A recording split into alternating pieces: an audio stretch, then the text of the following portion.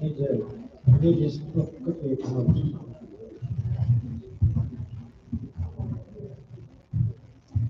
That's great. Perfect.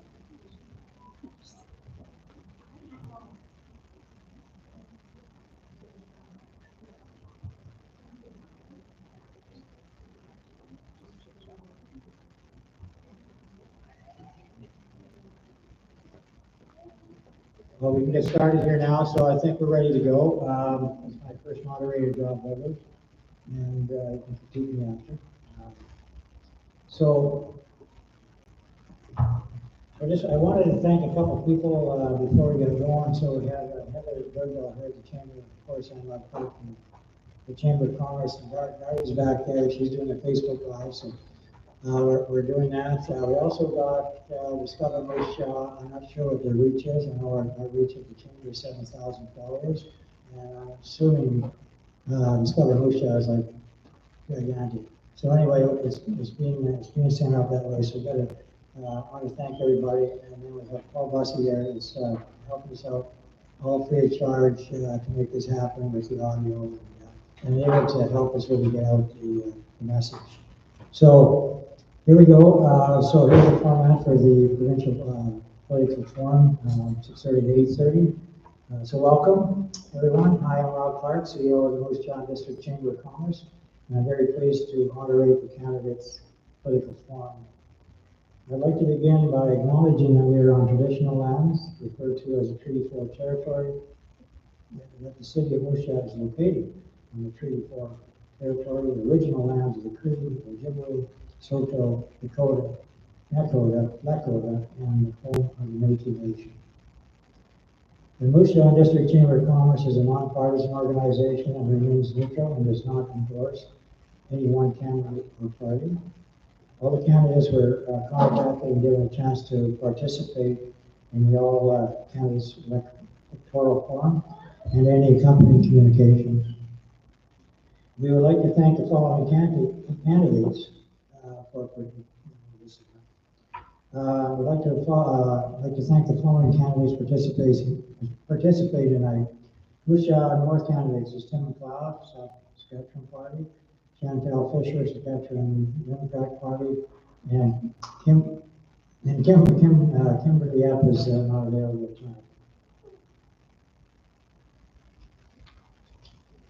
For Moose Jaw Waccamaw, we have Megan Patterson, Saskatchewan Party. We have Melissa Patterson, Saskatchewan New Democratic Party. I normally just say NDP, but New Democratic Party. And Michael Gardner, he's actually driving home from one of his best pals out of Vancouver, but he did leave an audio and played the introduction for Mike. And he was unable to attend, but he sent in an audio. So each candidate will have a maximum of 3 minutes to introduce themselves. This will be timed. Everybody has the number over there. They will be advised when we have 30 seconds left, if necessary, by ringing the bell. Each candidate will be asked to respond to 2 predetermined questions. Questions will be accepted from the audience. Please note that due to the time of the event, not all questions will be answered.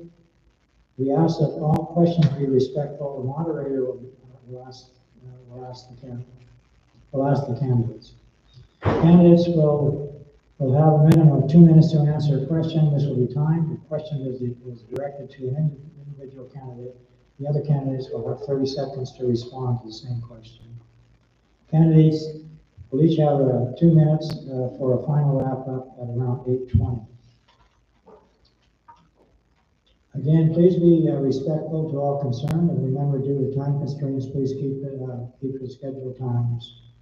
As a random draw, just made prior, so the 3-minute introduction will be first, second, third, and fourth. So Megan Patterson do number 1, Melissa Patterson do number 2, and Tim McLeod do 3, and Chantal Fisher is number 4. And 2-minute closing remarks will be in reverse order. So Chantal will go first, of course, Tim McLeod second, Melissa Patterson third, and Megan Patterson fourth.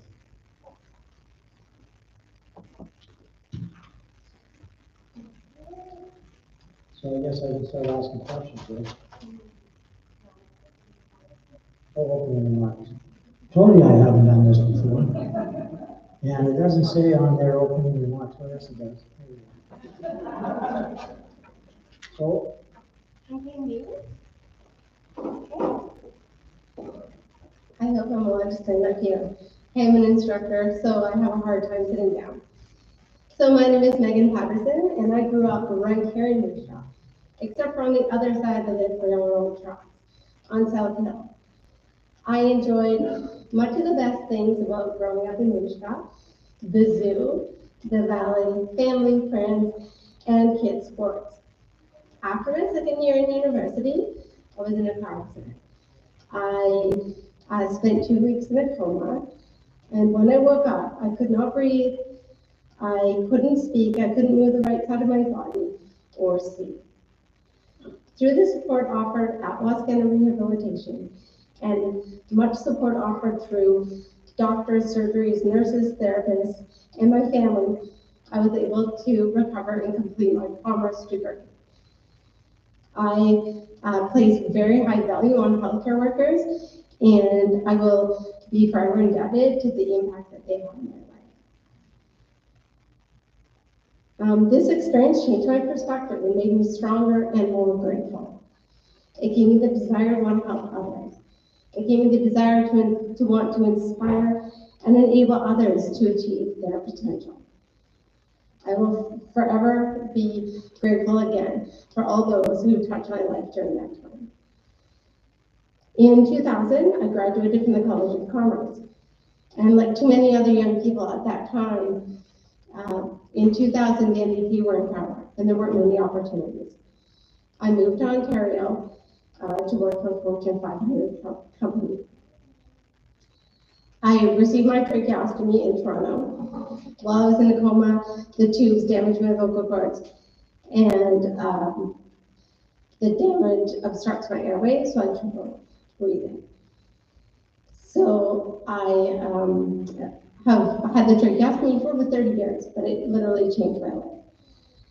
And it just made me thankful for every breath that I take.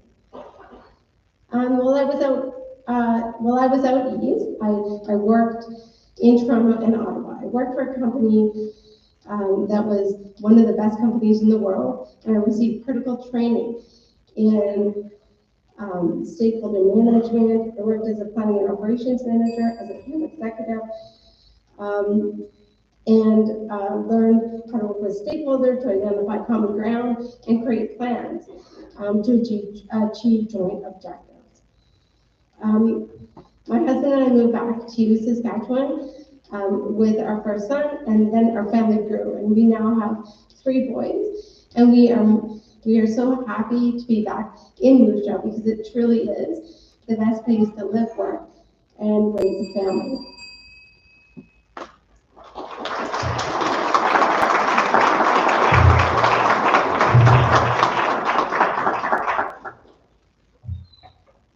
thank you, Megan. Melissa, you're up next, and you have 3 minutes.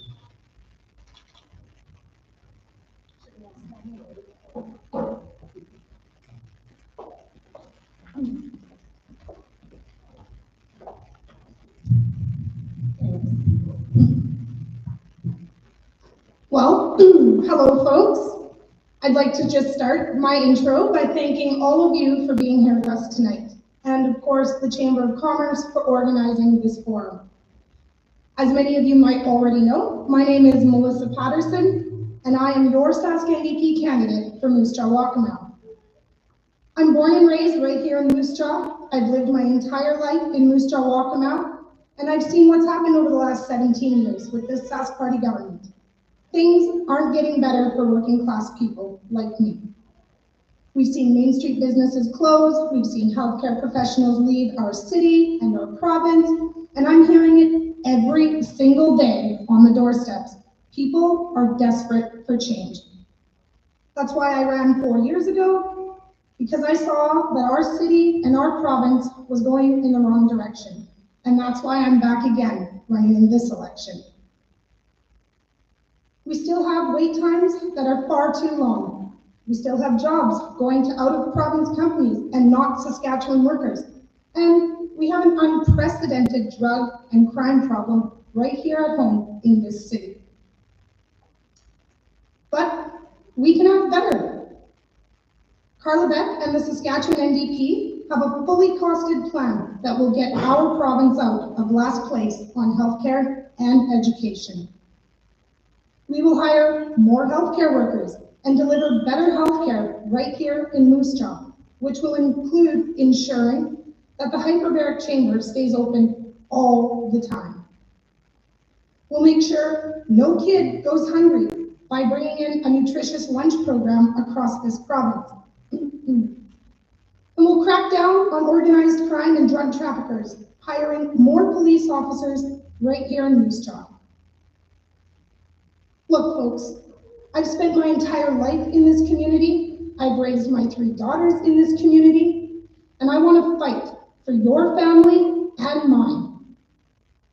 The people of Moose Jaw deserve better. I know that with Carla Beck and our Saskatchewan NDP team, we can and will deliver a government that works for you and your families. Thank you, and I look forward to the discussion.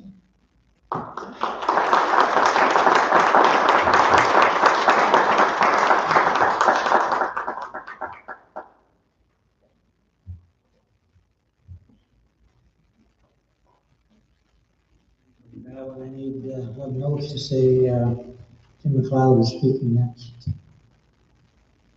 Thank you, Melissa.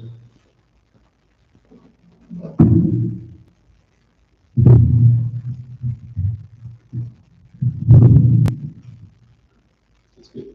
Okay. Well, good evening, everyone. Thank you for coming out tonight, and thank you to Rob and the Chamber for hosting the event. Thank you to my fellow candidates for participating this evening. As Rob mentioned, my name is Tim McLeod. For the last 4 years, I've been honored to serve as the MLA for Moose Jaw North, and I'm here because I'm asking for that opportunity once again. The number one priority in my life is actually my wife and children. My wife, Teo, and I moved to Moose Jaw about 23 years ago. And we have 3 children who are now aged 17, 15, and 12. We moved to Moose Jaw in 2005 so that I could practice law here, and I've been blessed to have done that for 18 years before taking up this office. I view my role as an MLA very similar to my role as a lawyer. I am advocating for those who need assistance with some matter or some issue that means a lot to them. If they bring that concern to me, I will continue, I have been and will continue to be a strong advocate for them. I don't think the 2 roles are necessarily very different, and even though I've done one for 18 years, I'd like to do this one for just a little bit longer. This election is about which party can keep our economy strong and our future bright. Contrary to what the NDP would have you believe, Saskatchewan is a great place to live. It is a great place to work, and there is no better place to raise your family. Here in Saskatchewan, we have one of the strongest economies in all of Canada. We have more people living and working here than ever before. Since 2007, we have nearly 100,000 more jobs in Saskatchewan. More than 1.25 million people now call Saskatchewan their home. And since 2007, when the Saskatchewan Party first formed government, our economy has grown by more than 27%. We are projected to be among the leaders in that category yet again this year. It is only through a strong economy that we can make record investments into the programs and infrastructure that Saskatchewan people expect. This year, we made record high investments in education, in health, and in municipal revenue sharing. We're building more schools. 69 more schools are being built across Saskatchewan. They either have been or are under construction now, including a joint use school right here in Moose Jaw. Compare that to the NDP record, where they closed 176 schools. We're building more roads, almost 21,000 kilometers. Compare that to the days of the NDP, where communities were told to grab a shovel and fix your own road. The Saskatchewan Party is building more hospitals, more healthcare facilities, and we are investing in the things that matter most to the people of Saskatchewan. Tonight is a chance to compare our plans and compare our records and decide which party has a plan to keep our community safe, economy strong, and our future bright. Thank you.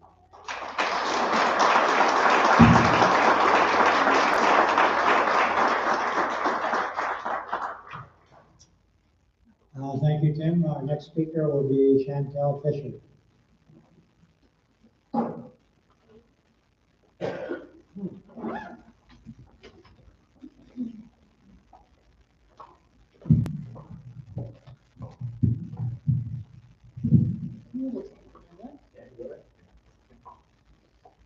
Good evening, everyone. Thank you so much for coming, and thank you especially to the Moose Jaw Chamber of Commerce for hosting tonight.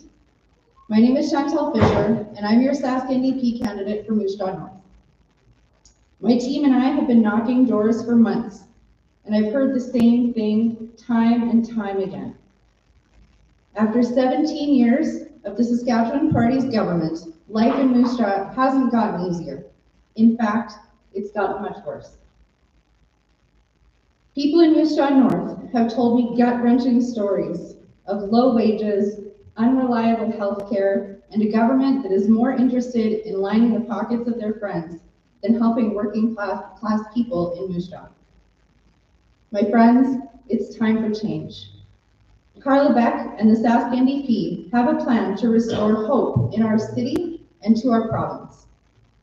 We'll cut the gas tax to save you money on day one and take PST off of groceries so you can afford to feed your families. We'll fix healthcare in Saskatchewan by hiring more doctors, nurses, paramedics, and healthcare professionals to work on the front lines and at your bedside. And we will address crime and the root causes of crime, like poverty and homelessness, mental health and addictions, and hiring more police officers. Since coming back to Saskatchewan, I've worked hard at the Moose Jaw District Food Bank, and I've seen the struggle of the people in our community. My children have seen the struggle. Saskatchewan is my home, and somewhere that I am glad to call home. I am happy to raise my children here. And when they grow up and graduate, I want them to stay here. It's time we have a government that will put you and your family first. I look forward to having this discussion, and I hope we can continue to earn your trust and respect.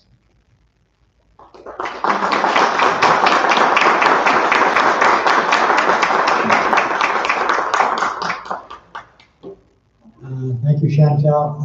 We're going to allow Mike Gardner from the Green Party. He sent in an audio, so I would like to play that here as an introduction for him and the party.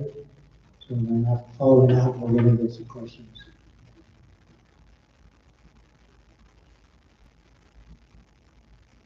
Hello, my name is Mike Gardner, and I've been a resident of Moose Jaw for about 17 years. I live here with my partner and my 2 kids. I work as a family support worker here in town, and I'm working on completing a degree in social work at the U of R. I'm running this election mostly to give an alternative viewpoint to the main 2 parties. I'm not really under any illusion that that it's possible for me to win this or anything like that, or that the Green Party will win. But I'm hoping to have a fresh, kind of different perspective other than our 2 main parties. That being said, I'm really hoping to just get people to think critically about the status quo that we've lived with for these past 17 years. I've only lived under a Sask Party leadership, and so I've seen the province slowly degrade over time. And I'm a pretty positive person, but I've been noticing a lot of negative consequences to Sask Party's policies. Yes, they are for the economy. I agree with that. But the economy at the expense of everything else. They're cutting all of our services. They're not putting people first.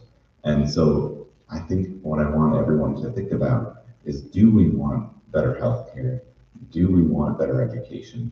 Do we want anything about our natural environment even considered or looked at? Do we want corporations to be considered more important than the average person? Do we want seniors to be neglected more?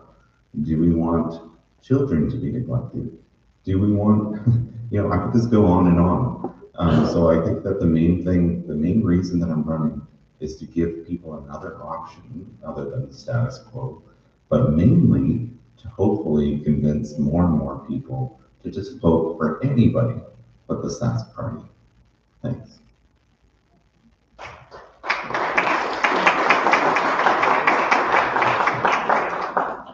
Well, thank you, Mike. So we're going to get into some questions here. And what we'll do is we'll start out with Melissa answering the first one, Jim second, third, and we'll just keep rolling around. So anyway, so the questions here from the chamber is: Saskatchewan's population has increased and placed more strain on the province's healthcare system. Communities rely on timely healthcare services to entice new residents, fill job positions, and boost the economy. How do you plan to attract and retain doctors and other healthcare professionals to Moose Jaw and provide safety for healthcare professionals to ensure long-term residency? So let's see you know. Thank you very much. We've all heard the heartbreaking stories of people having to beg for care, people going to our emergency room here in Moose Jaw and being sent home because they don't have the beds, they don't have the doctors, over long weekends, not being able to get the care that they need. Too many families are worried about whether our healthcare system is actually going to be there when they need it. Just a couple of weeks ago, Nicole Sarr and Chantel and I hosted Braden Duchak, someone who had to make headlines to get health care for his mother. A Saskatchewan NDP government led by Carla Beck will invest in community health advisory networks so that local communities are heard in the healthcare decision making. We'll establish an online list of family doctors accepting new patients and improve access to primary care and nurse practitioners. And importantly, we'll make sure that the Moose Jaw Hyperbaric Chamber stays fully functional and operational so that folks who need that care can get that care right here at home when they need it. Thank you. Thank you, Melissa. So Jim, you can speak on this. Thanks, Rob. I guess I would just say, first of all, the Saskatchewan Party government has invested more in healthcare than ever before. We recognize the value of healthcare and the importance of healthcare. We've invested $7.6 billion into healthcare just this calendar year. So we make these types of investments because we can only make these investments because we have a strong economy. You can't make the investments in the services that people need if you don't have the economic strength that we do here in Saskatchewan. So you can't have one without the other. You need them both. A re-elected Saskatchewan Party government will continue to hire more doctors, more nurses, more healthcare workers. We will continue to deliver on the Healthcare Human Resources Action Plan that is only 2 years old and has already added more than 1,700 healthcare workers across the province. 156 of those have been added to Moose Jaw alone, and that's in only the past 2 years. We have created new positions. We are training more healthcare workers. We've added more healthcare seats to the post-secondary institutions. We are incentivizing positions so that doctors and nurses who are looking at positions can find hard to fill positions, and there are financial incentives for them We are going out of country and recruiting international nurses, international doctors. So we're training more at home, we're incentivizing, we're retaining, and we are growing our healthcare services. Thank you, Tim. Chantel, would you like me to repeat the question? Or you good? Yes. Okay. So anyway, Chantel, will be working here next.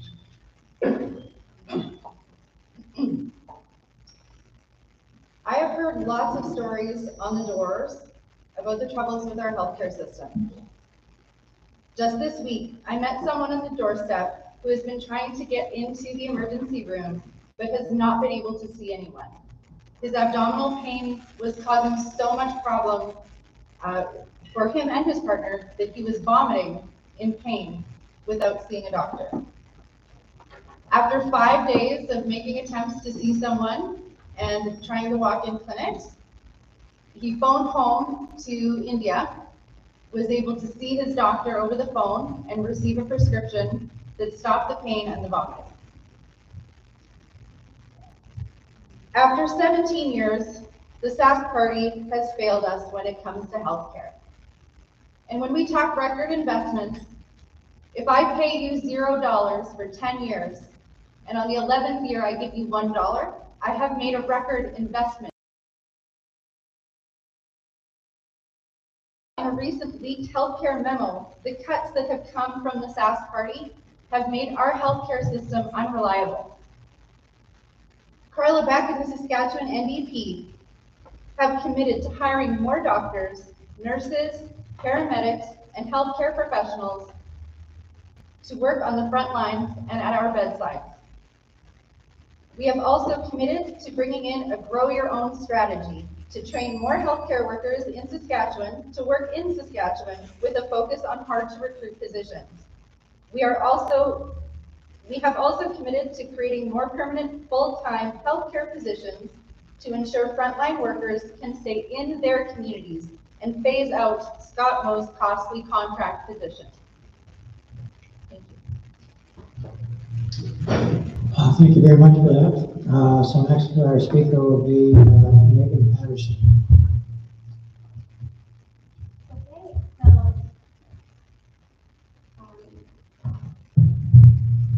of course, healthcare is critically important, and the Sask Party wants to citizens have a strong, reliable, high-quality healthcare available to everyone. We, as the Sask Party, will continue to invest record amounts into healthcare. So, the comparison, the Sask Party invested a record $7.6 billion in healthcare this year. And in comparison, in 2007, the NDP doubled what the NDP invested.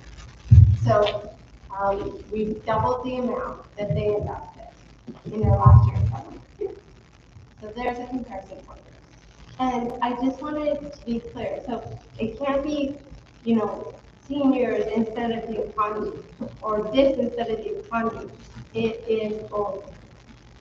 So just a quick lesson. I'm sorry, I'm going to start there. But, so basically the private sector and the people that they hire generate tax dollars, and that those tax dollars are the revenue that the government needs to invest in and strengthen public services. Okay, so you kind of want to put together.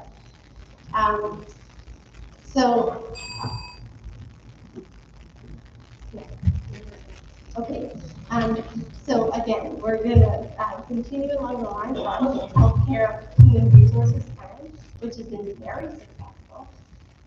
In the past few years alone, it's added 1,700 new healthcare workers in Saskatchewan, and it's added 156 new healthcare workers in.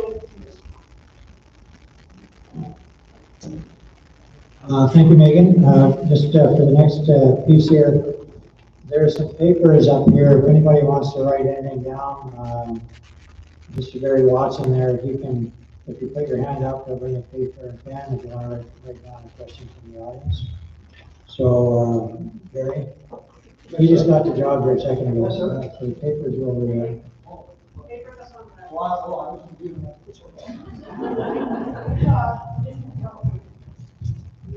So we can get going here next. So our order here will be Tim will be number 1, Chantel will be number 2, Megan will be 3, and Melissa will be number 4.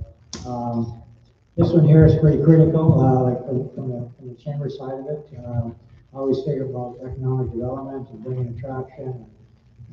Just investors here in town. It's like feeding the community on taxes, etc. So this is somewhat important.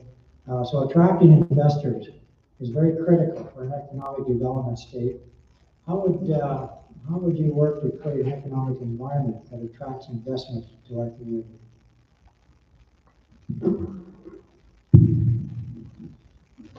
Well, thanks very much for this question. Couldn't agree more. You have to have an attractive environment for economic investment. And that's what the Saskatchewan Party has thrived at over the last 17 years. We have created an environment that welcomes investors into our province and into our local communities.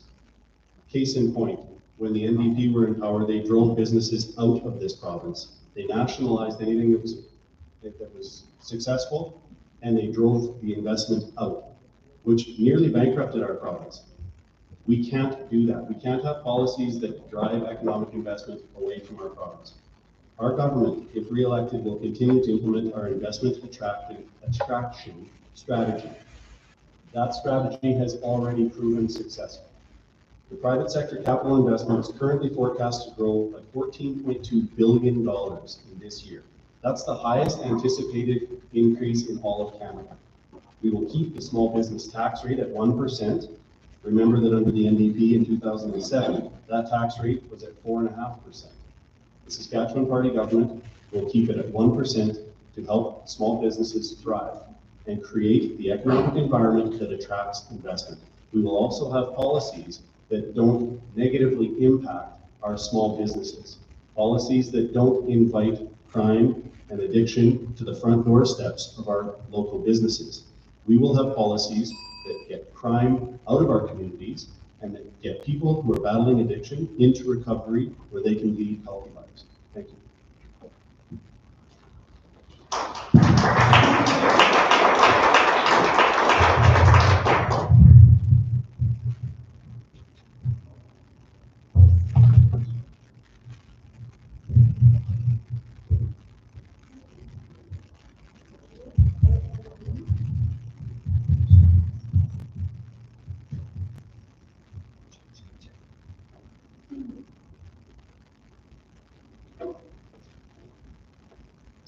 Thank you very much, Tim. Chantel, you'll be speaking on this next. Thanks, Rob. It is time to get Saskatchewan out of last place on the economy. Folks here in Moose Jaw and across the province are worried about the economy. They want to see good jobs that support their families, their communities, and vibrant downtown cores in their communities. Scott Moe has the worst economic record in Canada, the second worst in full-time jobs and the second worst in economic growth. We've lost 40,000 jobs in rural Saskatchewan, and we've lost almost 1,000 businesses outside of Regina and Saskatoon. Scott Moe talks a good game on the economy, but when you look at the results, he is failing to get the job done.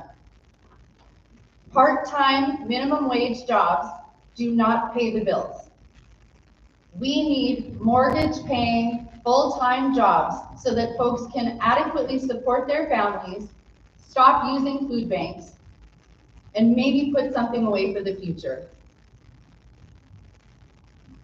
Carla Beck and the Saskatchewan NDP have committed to implementing a Hire Saskatchewan plan and prioritize Saskatchewan workers and companies to build and maintain public infrastructure projects.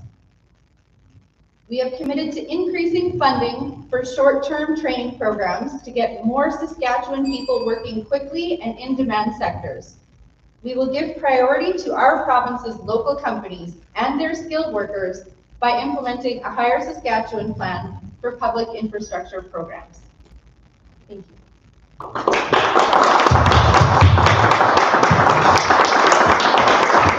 Thank you, Chantel. So next we'll hear from Megan Patterson.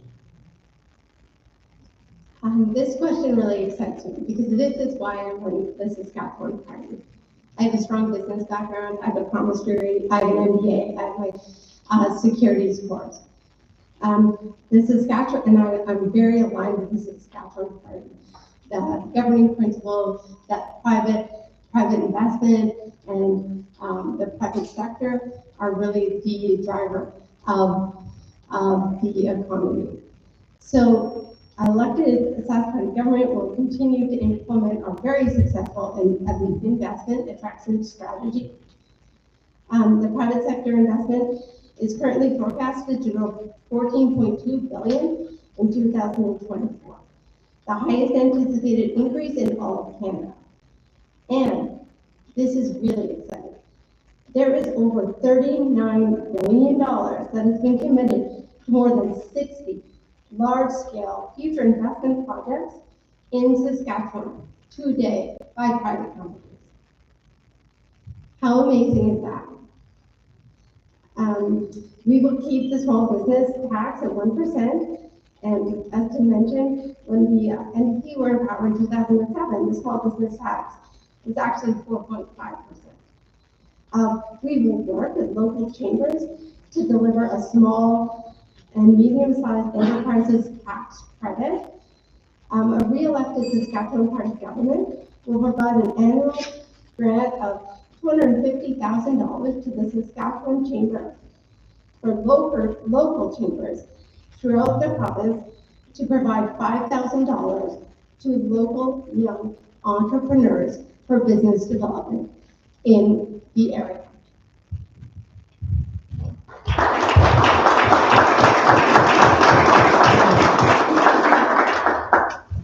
Thank you, Megan. And we'll now hear from Melissa Patterson.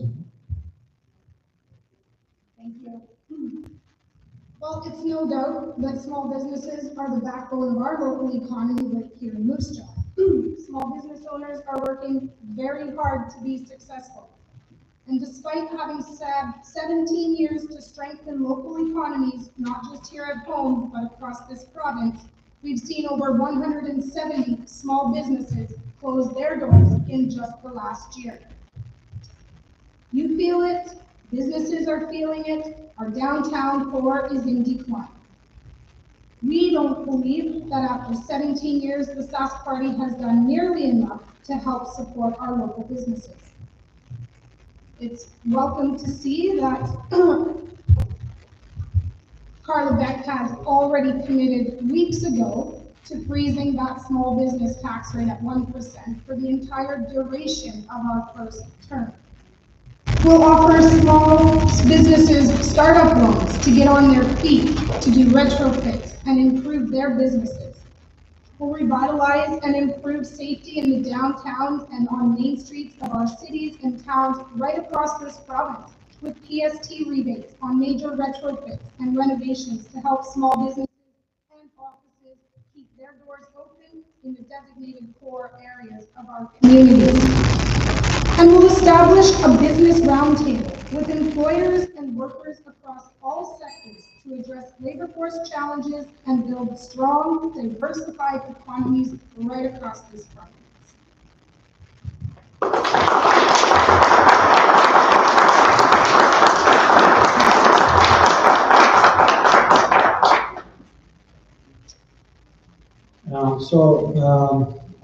We have a few questions here. We're just going to look and see if we.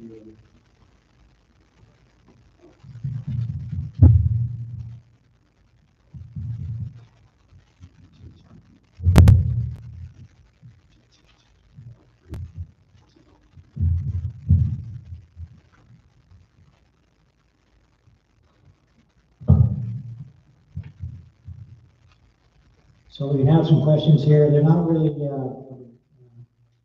guess they probably pointed at the four people up here, but not directly at one candidate. So anyway, we're going to start this first one here. NDP supports Prairie Farm. Would you set up shop in Moose Jaw? Safe injection sites. Does somebody want to hold my order? Okay, thank you. So what we'll do here on this particular one is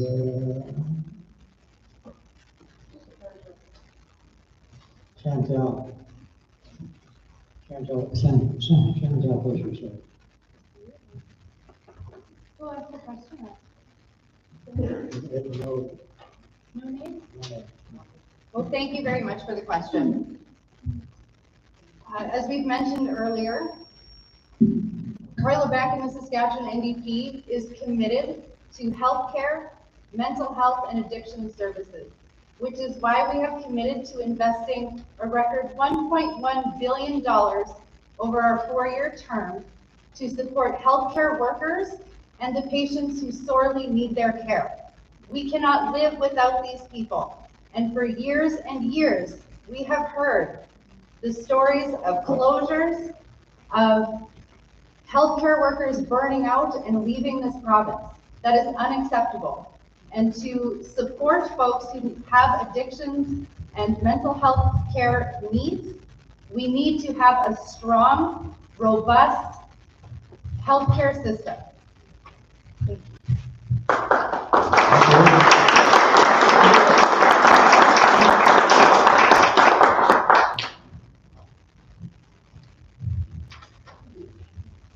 So,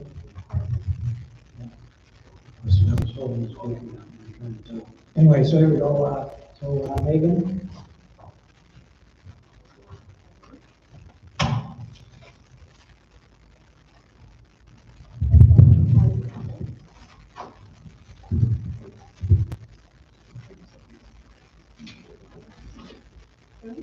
Seconds.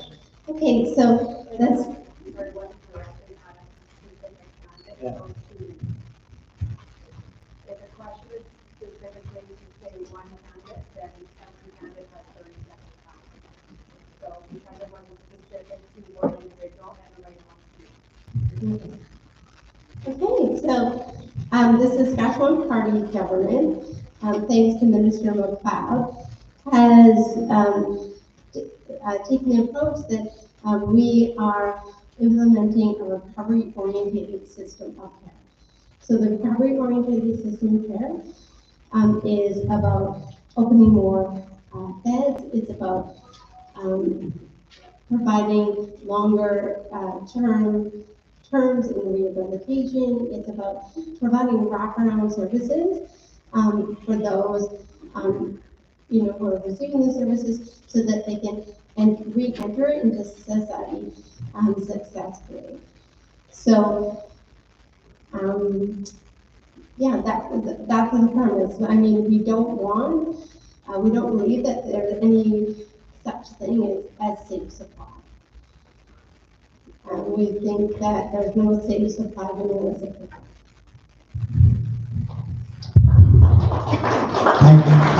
Thank you. Anyway, so we'll hear from Melissa Patterson. It's heartbreaking to hear some of the stories that we're getting from people who are being left behind across this province. We've all seen firsthand just how inadequate the supports that are out there actually are. Under the Sask Party, homelessness and poverty are growing in communities large and small.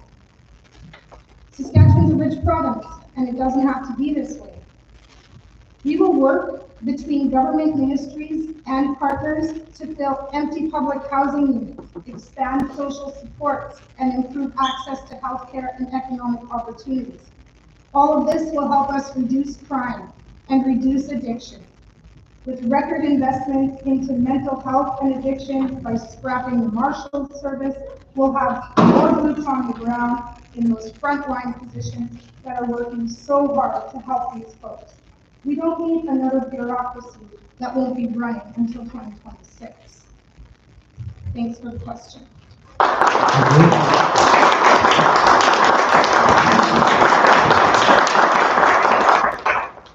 will now hear from Tim McLeod. NDP supports Prairie Harm. Would you set up shop in Moose Jaw? Of course, the safe injection service.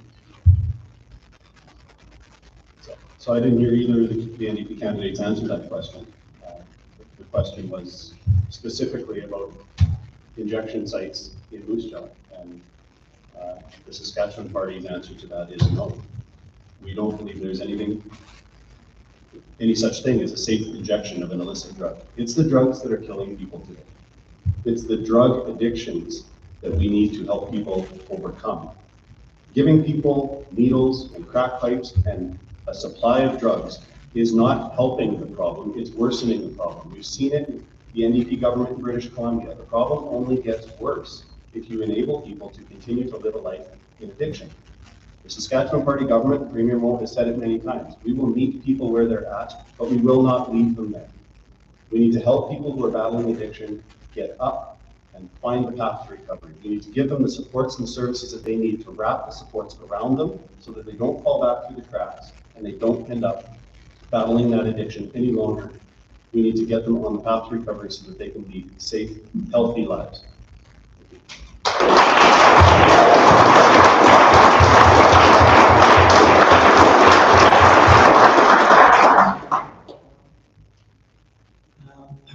Another question here, so we're going, Megan Patterson, Melissa Patterson, Tim McLeod, and Sean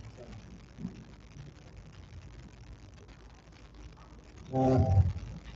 One question here that's actually sort of, might even solve some problems with, for example.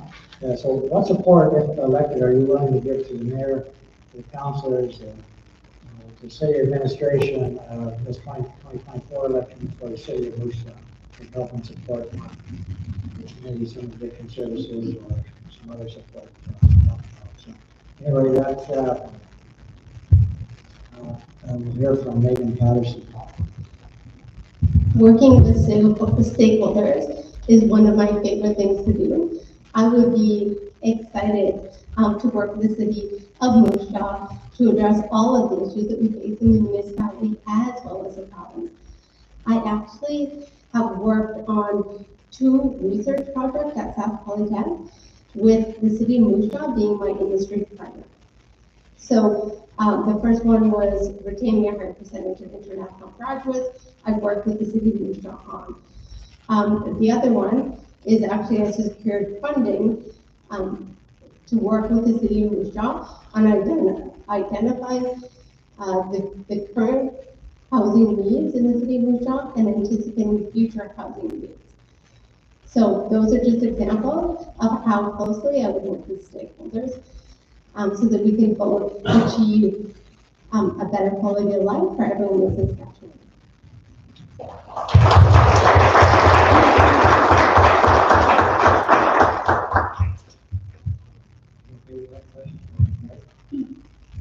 So we will now listen to Melissa Patterson.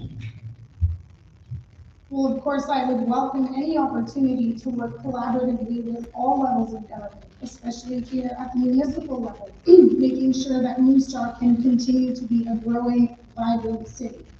Wherever I am able to advocate, support, or work for the folks here in Moose Jaw, Waccamaw, and across the city, I'm more than happy to do that. Look forward to it.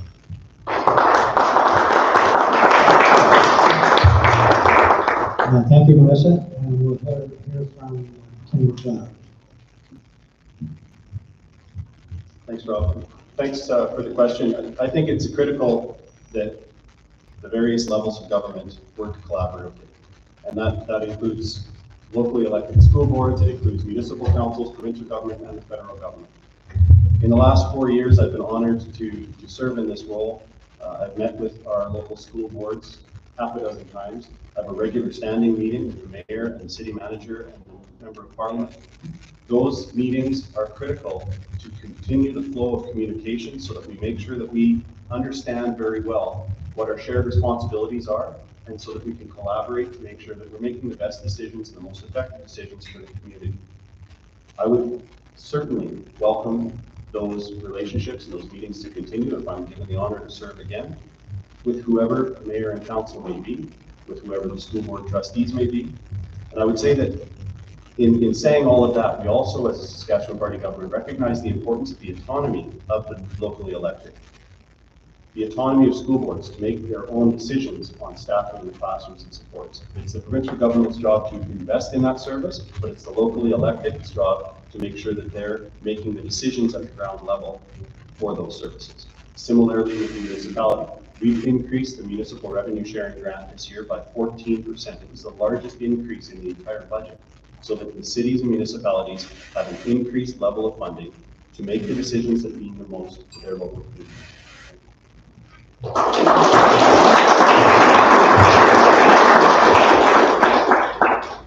Thank you, Tim. Chantal, are you okay with the question? Yes, thank you.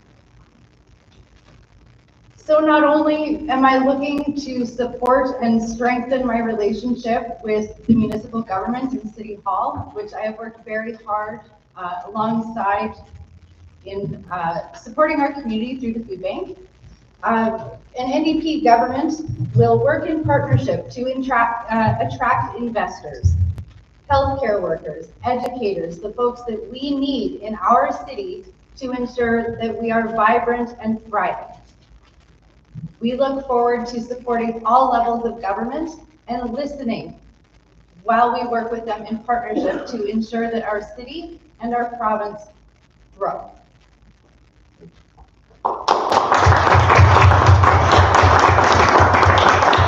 Thank you, Chantal. We will, got one more question here, which sort of intrigues me. We will hopefully fix that. So good. Anyway, so now we'll start with Megan. Megan, Melissa, followed by Tim and Chantal. So it's a short question, and it's sort of intriguing to me. How can the NDP afford their plans when there's a $3 billion difference between spending and money coming in? So we can hear from both parties.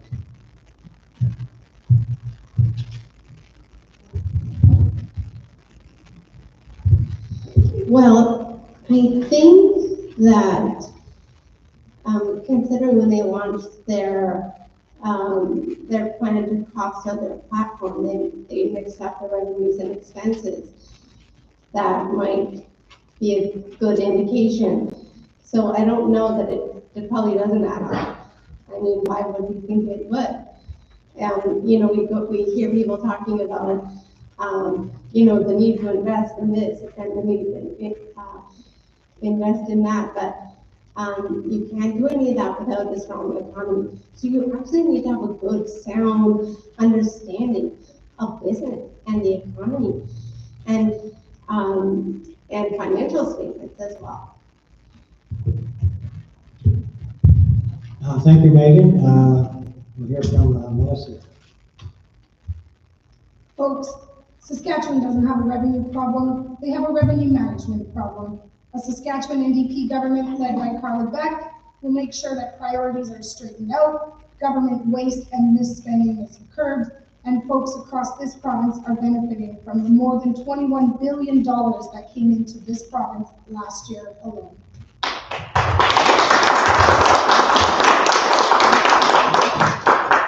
Thank you, Megan. We'll hear from Tim McLean. Thanks for the question. I think the simple answer is the NDP can't explain away $3 billion hole in their costing. They are, economists are saying that they are over projecting revenues, being fanciful in their thought. That's what you can expect from an NDP government. They're going to inflate revenues, they're going to minimize expenses, and they're going to end up with deficits to the tune of $3 billion. We can't afford that in Saskatchewan. We've been down this road before. It was not that long ago that we were closing hospitals, we were closing schools, we were fixing our own roads because of money management like that. The Saskatchewan Party has a fiscally responsible plan. We have been a fiscally responsible government that is making investments and growing the economy at the same time. And the more the economy grows, the more revenues are there to invest back into our communities. That's what you can expect from Saskatchewan.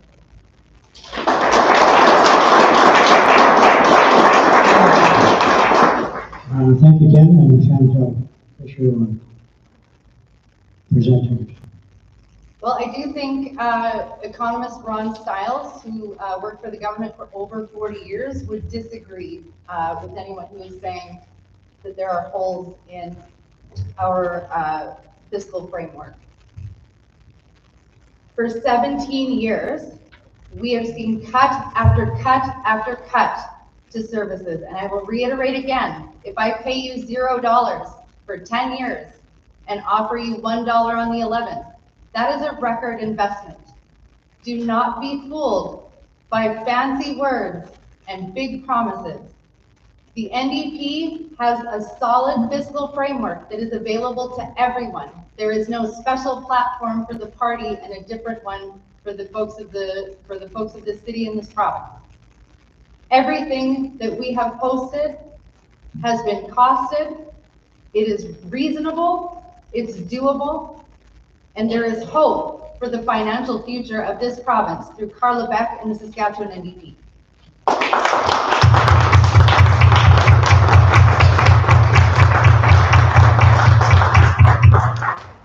Thank you, Chantal. Here's another one,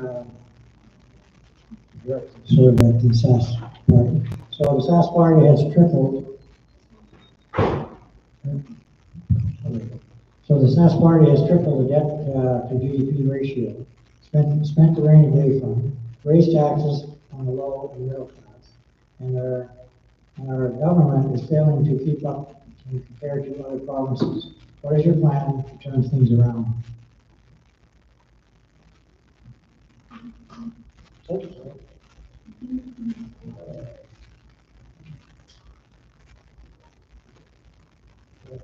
I'm right here, Tim, I think you start this one off. Mr. Tim McCall. So Saskatchewan's net debt to GDP ratio is among the best in the nation. So when the question is based on the premise that somehow we are failing because of our net debt to GDP ratio, I would challenge the author of the question to look at the net debt to GDP compared to other provinces. We are one of the best, and that is the measure by which you evaluate the fiscal strength of a province. Another great measure to evaluate the fiscal strength of the province is to look at the investments that you're drawing to that province. If investors have faith in the stability and the economic strength of your province, they are bringing their business to you. Those businesses bring jobs, they bring families, and they bring revenues for the province who can then reinvest into the things that we were talking about earlier, social services, mental health and addictions, health, education.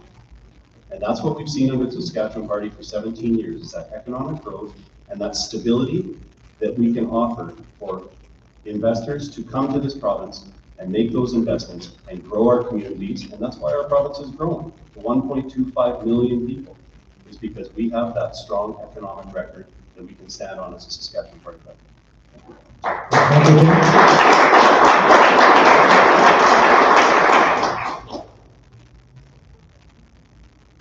Chantal, you can speak on this now. You need to read that. Okay, so, excuse me. The SAS party has tripled the debt to GDP ratio, spent the rainy day fund, raised taxes on the low and middle class, and our government is failing to keep up when compared to other provinces. What is your plan to turn things around? Thank you. Well, as I said in my introduction, the first plan that we have on day one is to cut the gas tax. That saves you 15 cents per liter every time you fill up at the pump. That is going to be a huge pocketbook booster for the citizens of this province. Not increasing the small business tax rate for the length of our mandate is essential to keeping our Main Street businesses open and thriving in Moose Jaw. And I have a question. more, I guess, of a statement. But let's look at, when we talk about economic growth, let's look at the Regina bypass. Who built the Regina bypass? It was built by a company out of Quebec. Why was this not done by a Saskatchewan company? And what, did the money go to Quebec? Is this growth that works for Saskatchewan, or are we funding other provinces? I'll leave it at that. Thank you.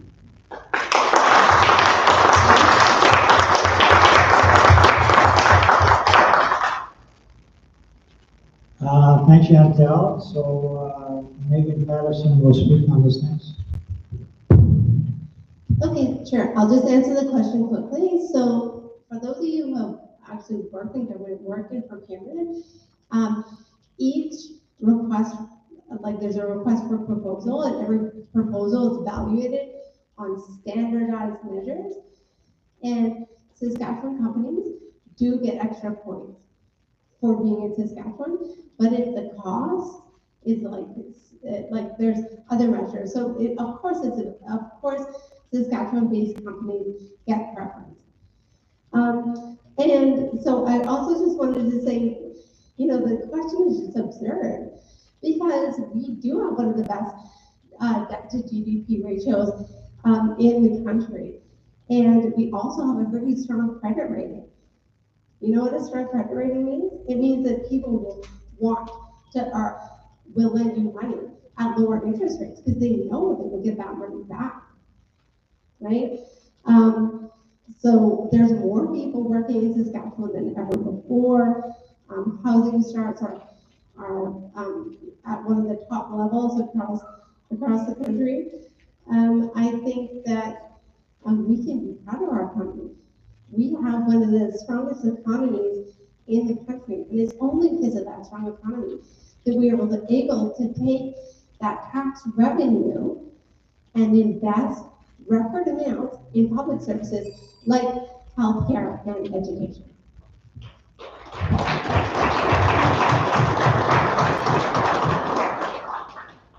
Thank you, Megan Patterson. Over to Melissa Patterson. Thank you for the question. I'll keep it simple. We're going to focus on Saskatchewan workers. We're going to institute our Hire Saskatchewan Fund so that when Saskatchewan dollars are being spent on Saskatchewan projects, they're being prioritized for Saskatchewan folks to make sure those dollars are staying right here at home in our communities.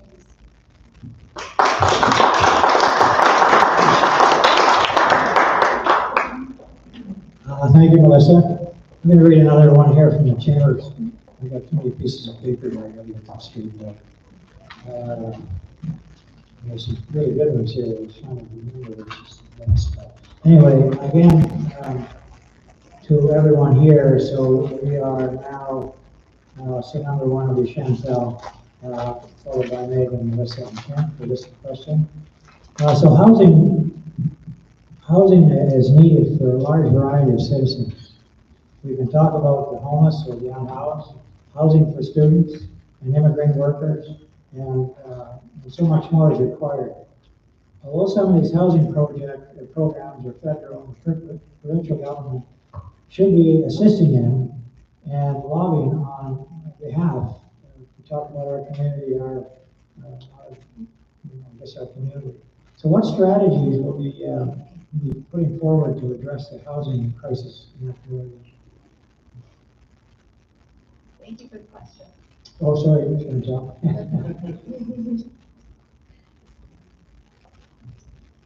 Thousands of housing units sit empty when they should be providing housing to families.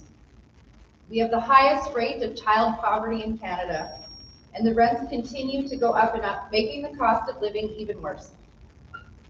Under Carla Beck and the Saskatchewan NDP government, we have committed to rent protection. We are one of the only provinces without a Rental Protection Act. This act will limit how often and how much your landlord can raise your rent. We will also open up vacant housing units, getting people into safe housing and bringing prices down for everyone.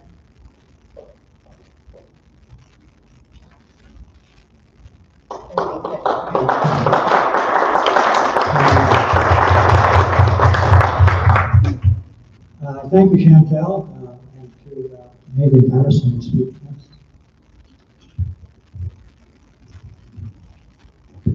Okay, so just to comment on rent rising, so one of the primary reasons people are struggling, and one of the primary reasons that cost of living is going up so much is because of the NDP Liberal coalition.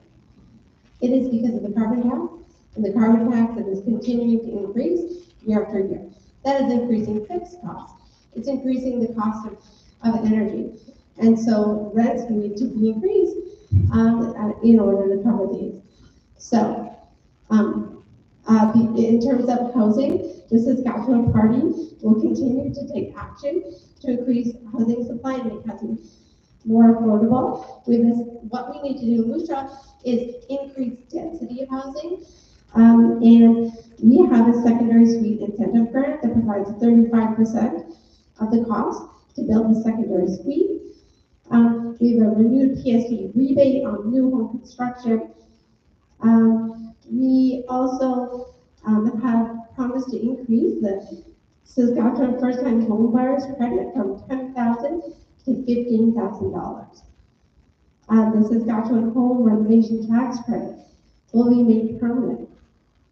The Saskatchewan Party has invested more than $800 million to develop over 11,000 housing units and repair more than 4,700 homes across the province. The Saskatchewan Party has also introduced a Saskatchewan housing benefit, a monthly benefit that helps eligible Saskatchewan renters with their shelter costs. But what I'm hearing at the doors is it's time for change, not provincially, but federally. We need to get rid of the NDP coalition federally if we want to start containing our cost of living.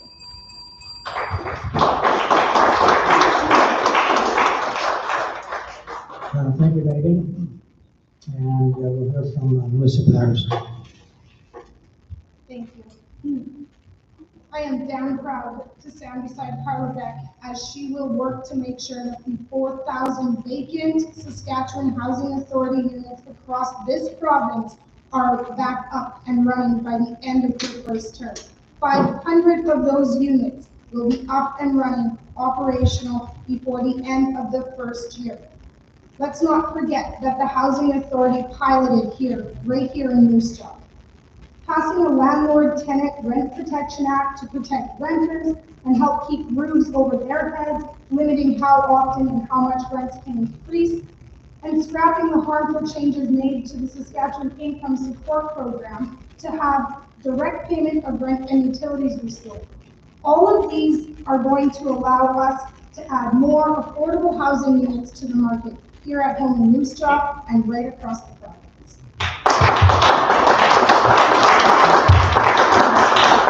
Thank you, Melissa. We'll hear from Timothy. Thanks, Rob. I guess I would just start with pointing out that the NDP plan to renovate 4,000 vacant housing units ignores the fact that those housing units are vacant for a reason. Many of those are no longer inhabitable. And the NDP plan doesn't mention how they're going to afford to make an uninhabitable home habitable again.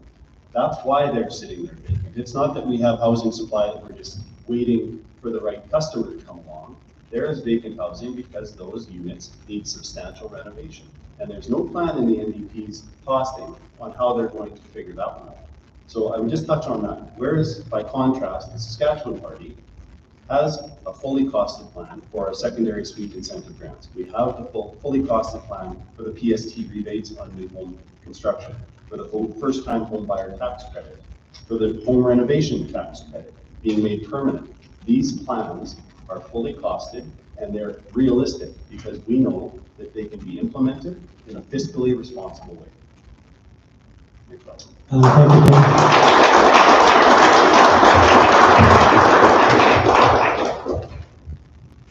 There's some absolutely awesome questions here, and I'm sure you get through them all, but anyway, hopefully we're getting somewhere. So here's one from the audience. I would like to know what both parties have in mind for SIS and SAID. As someone who works with people in our system programs, I see daily how these programs are not meeting their needs. So that was the, I'm sorry.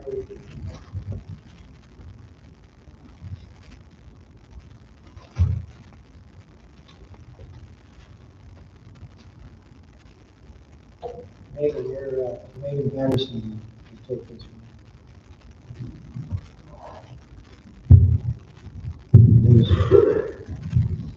Okay, so these are very important programs to help support people with disabilities with the cost of living. And, you know, it was the SAS party that actually brought in SAID, like, if that did not exist, that program for persons with disabilities did not exist before the SAS party came into power. So, there will I know that having a disability, actually, you know, have done a lot of work on my own to help increase awareness of the different types of disabilities that there are, and to increase awareness of the services that are available within the province for persons with disabilities and their families. So I am actually the volunteer community producer of an access television show called Discoverability. And on Discoverability, I interviewed in my spare time. I'm a full-time instructor, but I interviewed over 22 people who work in the disability community to help improve the lives of people with disabilities. Actually, I did my MBA capstone project on improving accessibility in the province of Saskatchewan for persons with disabilities. Because I feel like if the more that we can get persons with disabilities into the workforce, the better off that we'll be, the happier that they'll be, and you know, it's just better for everyone. And there are lots of opportunities. The Saskatchewan Party launched or passed the Accessible Saskatchewan Act. And the Accessible Saskatchewan Act will be coming into fruition in the very near future.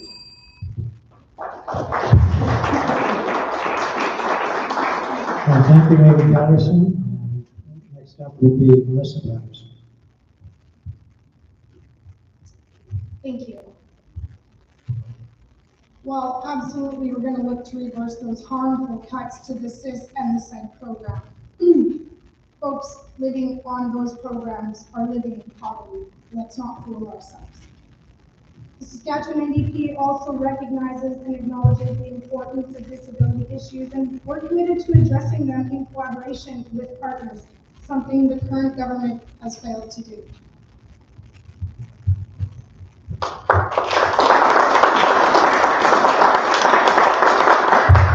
Thank you, Melissa. Mr. Tim Bell will speak next. Thanks, Rob. I would just point out the SIS and SED programs are programs of last resort. They're programs of need for sure, but the idea is to help people who are struggling or help people with disabilities find sustainable income off of the programs. They're always meant to be transitioned off of the program. Now, those programs are constantly evaluated by the Ministry of Social Services. There have been regular increases to those programs through the ministry, and contrary to what the previous speaker just said, those programs are constantly in consultation with the service providers who work in the sector, so that we're making sure that any changes are being consultative and informed.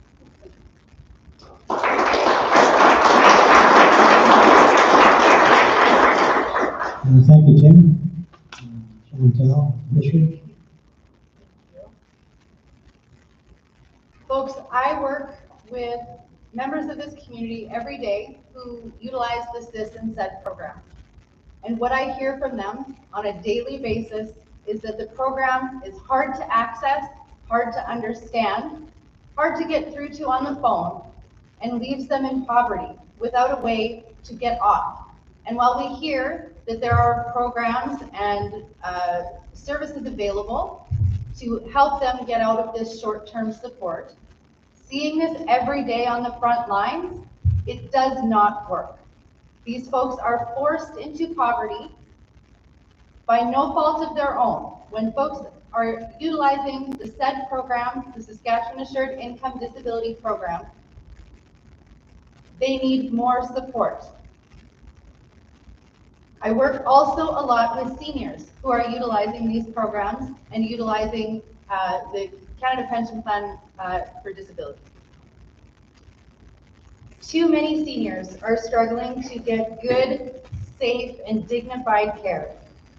The Sask Party scrapped minimum care standards for long-term care and has let waitlists for a bed go through the roof. We need to invest in home care to keep people at home as long as possible, to make home care in Saskatchewan the best in Canada. We all want our parents and grandparents to be able to enjoy their retirement in safety and dignity. And safety and dignity does not involve coming to the food bank because you cannot afford to eat.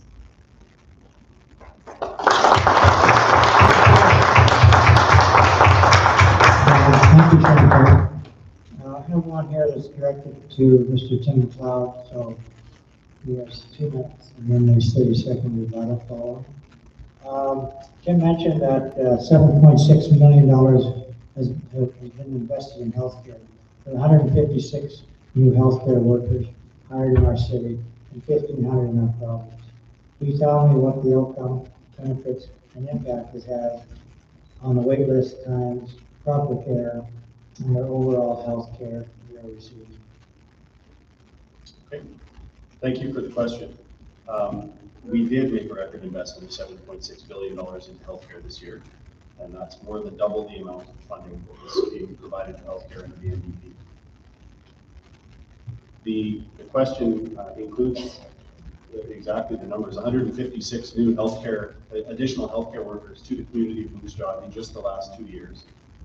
That's 88 new nurses, that's 56 new care aides, and 12 new lab technicians in our healthcare system, just in the community of Moose Jaw. We have similar numbers like that in other communities: Prince Albert, North Battleford, Yorkton, Weyburn.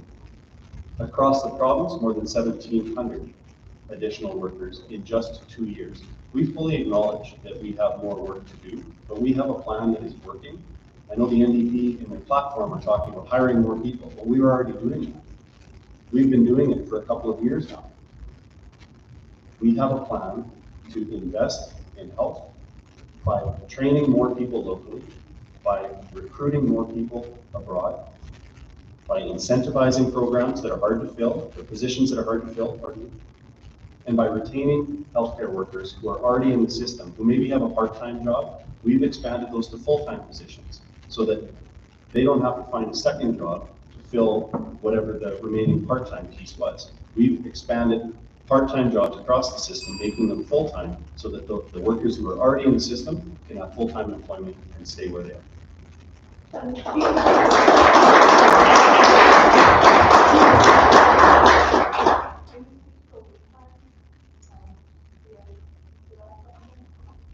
The wait times, proper care, and outcome, the benefits, and the impact this has on wait times and proper care. Sure.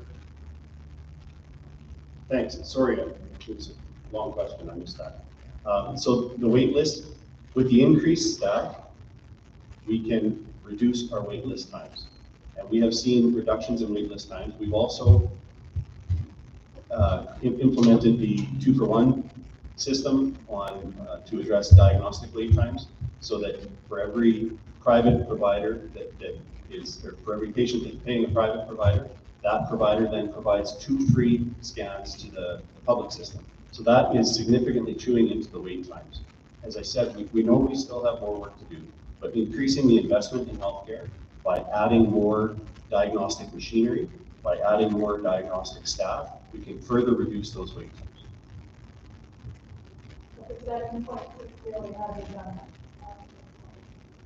It's reducing. It has shortened the wait times.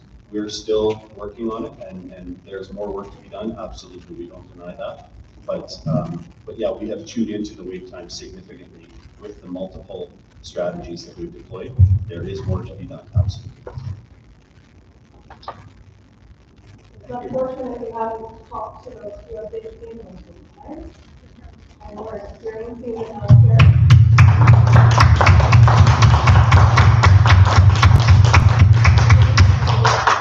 Well, Jasmine, I'm always happy. My door is always open just to speak. I mean, we're friends, and you have my personal number, and you have my office hours.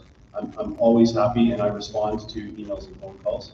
I can't address problems if people don't bring them to me. I'm more than happy to address any issue that comes through my door.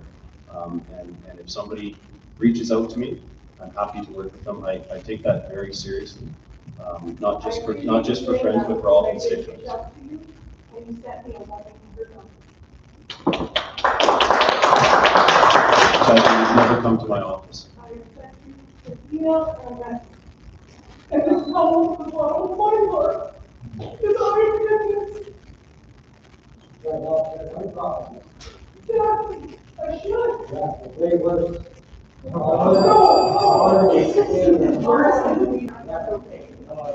You give an incentive on tax rates and this and that.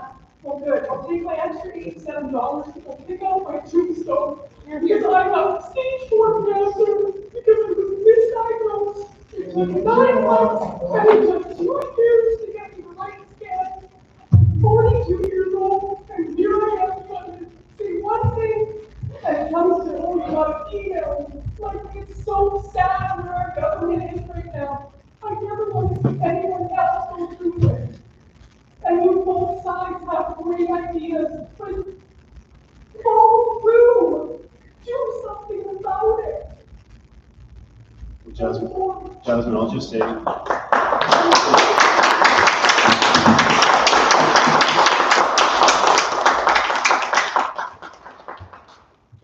terribly sorry for what you are going through.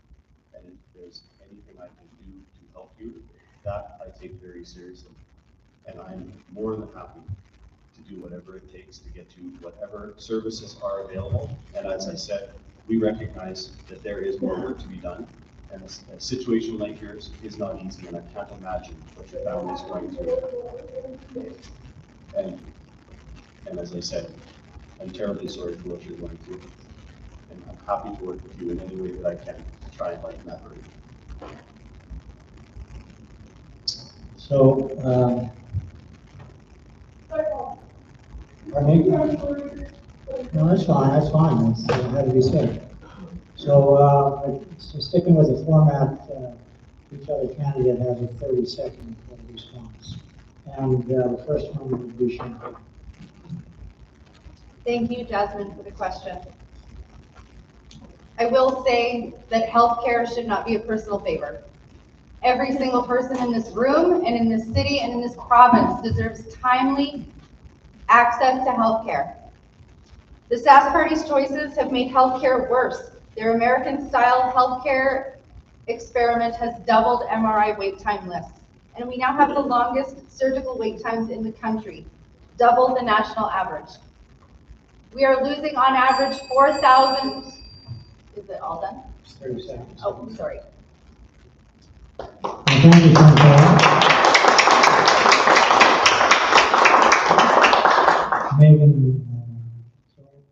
Megan Patterson will speak.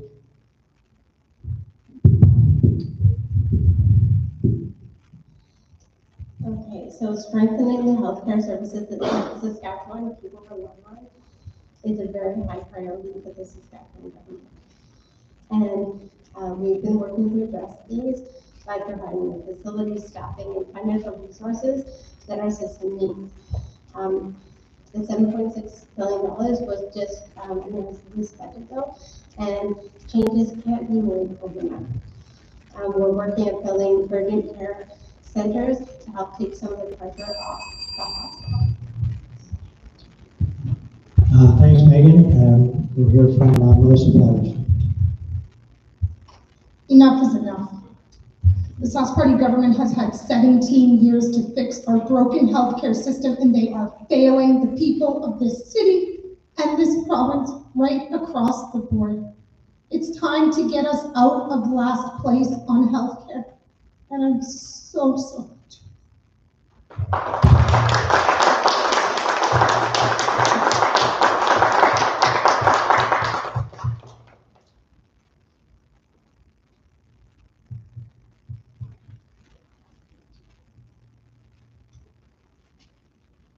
figure out what question. There is one here for Chantal and Melissa. It's a gasoline tax has been designated to building constructions, much needed roads to continue building our conventional economy. By cutting the gas tax, which roads are going to be left to deteriorate like we do when the MVP was in government. There you go, message. So I guess where we start here now, it goes back up to Megan. Oh no, sorry, it was,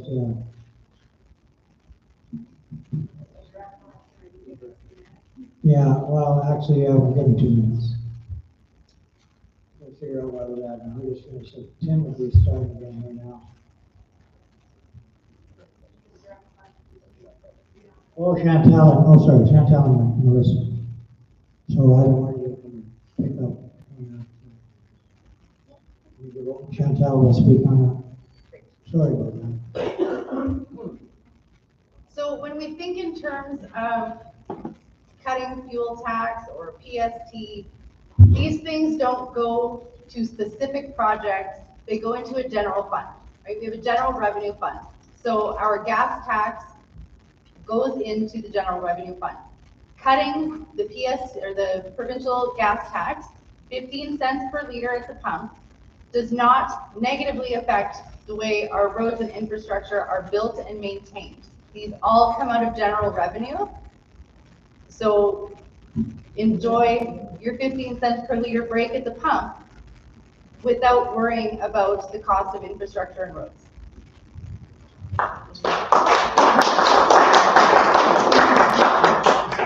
Thank you, Chantal. So Megan Patterson will speak on this.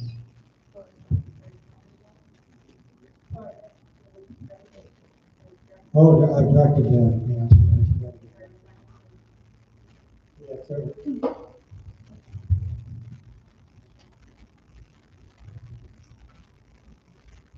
Folks, a Carlebeck government is going to start saving you money on day one.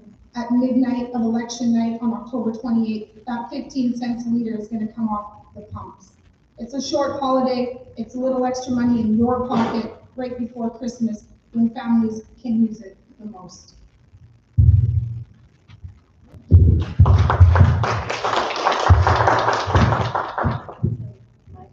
Okay, so any reduction in tax is going to be a reduction in government revenue. Also, other jurisdictions that have reduced the tax on gas have not seen that passed on to consumers in the long term. So the Saskatchewan party, actually to help alleviate the increased pressure on cost of living, primarily due to the NDP Liberal coalition, is to increase the income tax threshold for everyone. Tim McLeod, please. So cutting the gas tax does cut the revenues, as Megan just said. And contrary to what Chantal said, the gas tax goes directly to our highways budget. I sit on Treasury Board. I can tell you, as a matter of fact, $500 million, more than $500 million collected in gas tax goes to the highways budget.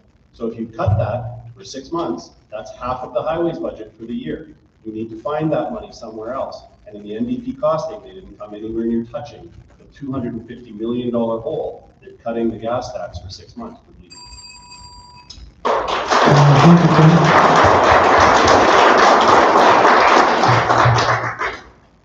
So this is directed for everybody. What are your parties going to do in regards to property assessment systems? So,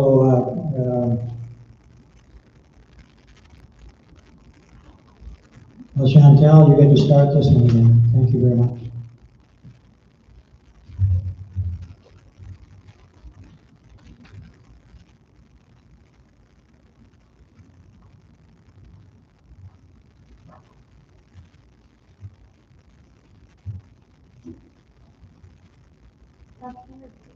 Okay, what are your parties going to do in regards to property tax assessment?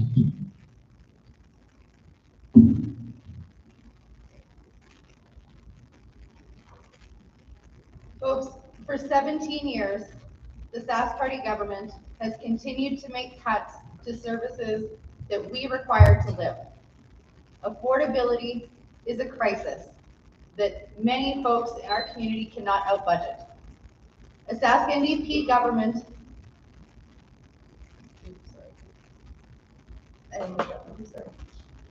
cutting the provincial sales tax on your groceries to bring your food bills down before the holidays is just one way that we will address the affordability crisis that we are facing today.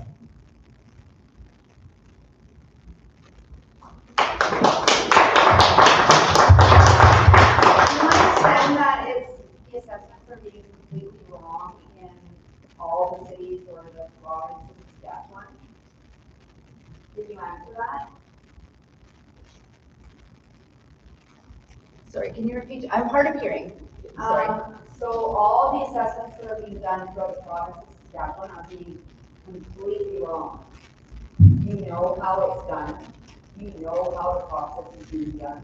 Do I personally know how the process is being done? Yeah. No, I don't, not currently. But I am interested in following up with you. So if you're willing to have a conversation with me after this is done, I would love to find out more so that I can get back to you with an answer. Okay. Thank you.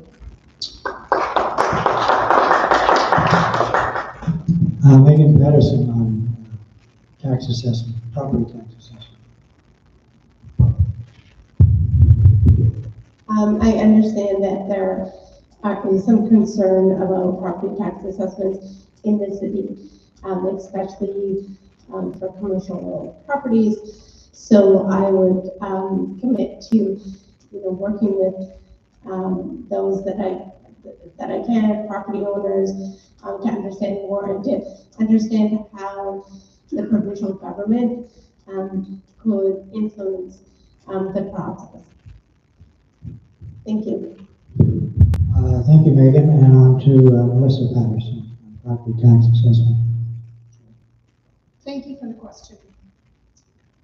I will commit to you to make sure that that is brought forward to a Carlebeck, Saskatchewan NDP government, that we are working with the folks across these communities, including yourselves, to find a more fair and balanced deal.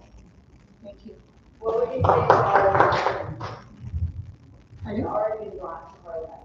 What would you say to that?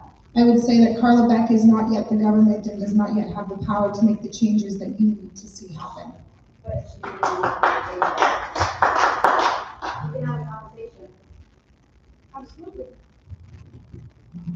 Okay, so moving on for one more, Tim McLeod on property tax assessments. Thanks. I'll just be brief. Thanks for the question. I think we've had many conversations about the assessment categories, and I understand very well the challenges there, and I think there is certainly no conversation to be done there. I think we can continue to work on that together. I do think that there is room for improvement there.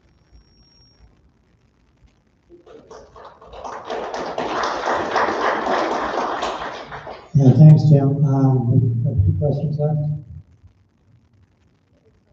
Okay, so anyway, here's one here for William. Go back up to Megan. So Megan, Melissa, Tim, and Chantel. So will your party reduce or eliminate the provincial interest rate on student loans like other provinces and the federal governments have?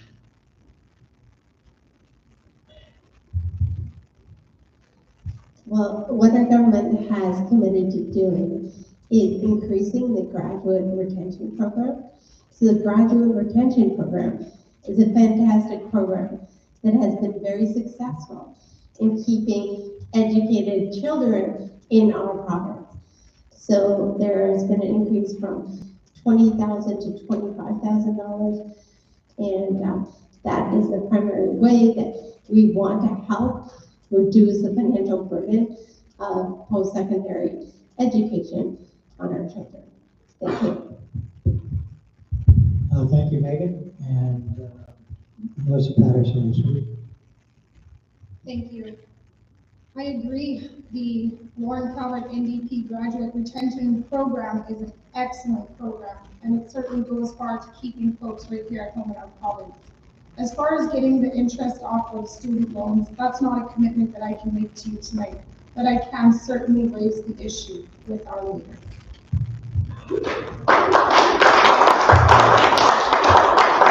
Thank you, Melissa. Tim McLeod.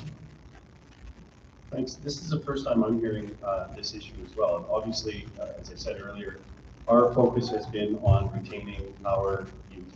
So we are expanding training seats across multiple healthcare designations to make sure that youth who are interested in becoming doctors or nurses or lab techs have more seats available so that they can go to school here. We have the grad retention program, and we have incentive programs if individuals who graduate can find a hard to fill position. We have financial incentives for those positions, which would in turn help them pay those student loans. Thank you, Tim.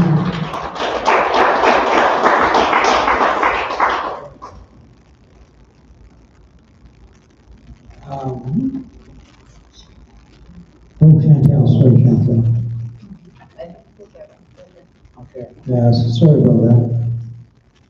I'm going to reiterate what Melissa said, that if I have the honor of helping Carla Beck and our team form government and holding a seat for Moose Jaw North, I will be proud to take this issue to the House on behalf of Moose Jaw North and its citizens.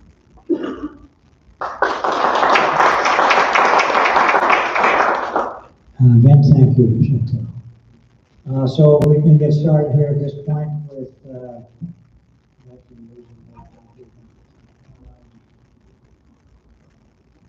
I guess we go back to Tim. We'll start with Tim with this. Anyway, so Moose Jaw relies very, very heavily on tourist economy. I think it's up in the $80-90 million here for Moose Jaw, if I'm not aware. It's inflation, the rising cost of gas, of people getting here. How will we ensure this industry is not going to be negatively impacted?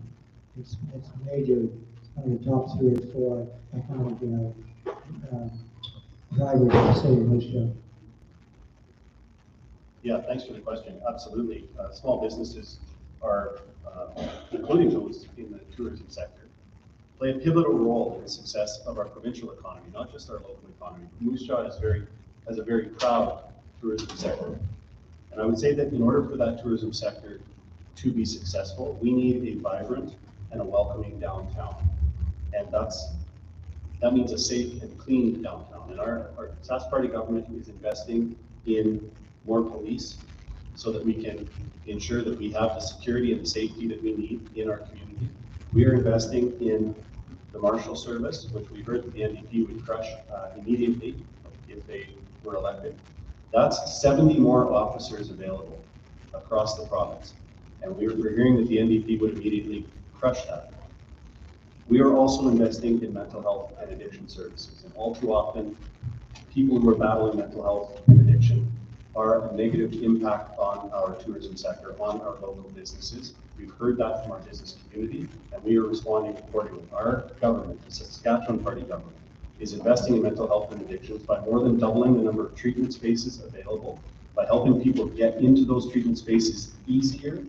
And when they're there, we're transitioning to a recovery-oriented system of care, which allows the addiction treatment provider to wrap supports around that individual, making sure that we're treating them in a holistic way, not just addressing the addiction, but making sure that we are finding the underlying source of the addiction and treating that in a very individualistic and holistic way so that those individuals can live healthy lives in recovery.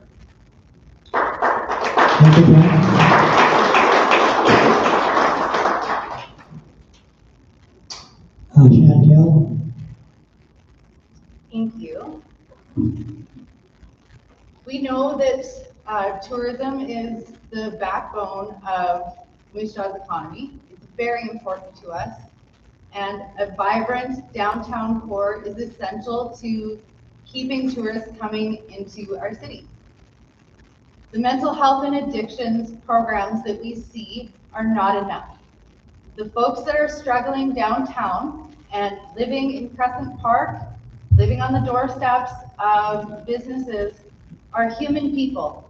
Those are people's children, their parents, their brothers, their sisters, and they need dedicated care. Meeting them where they're at doesn't mean taking away the only thing keeping them alive. They are human people with heartbeats who deserve our support, just as much as our business community deserves our support. So working together with downtown communities as well as mental health and addictions providers is vital to maintaining a vibrant downtown community where all of us can feel safe, loved, and supported, and tourists feel safe and comfortable to come and enjoy all of the things that our beautiful city has to offer.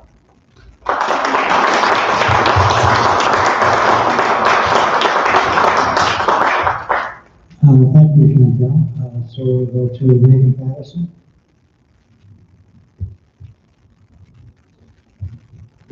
Downtown Moose Jaw is truly a gem within the province and the country.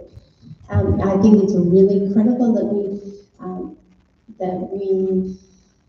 take care of downtown Moose Jaw, as it is the core keys of our tourism industry. We have the tunnel tours there, and the trolley tours. We want to keep our downtown looking vibrant and we want people to feel safe. Other things that the province is doing is increasing provincial tourism. So the province welcomed 11.3 million visitors in 2023, which actually which is a notable increase from 9.8 million visits in 2022.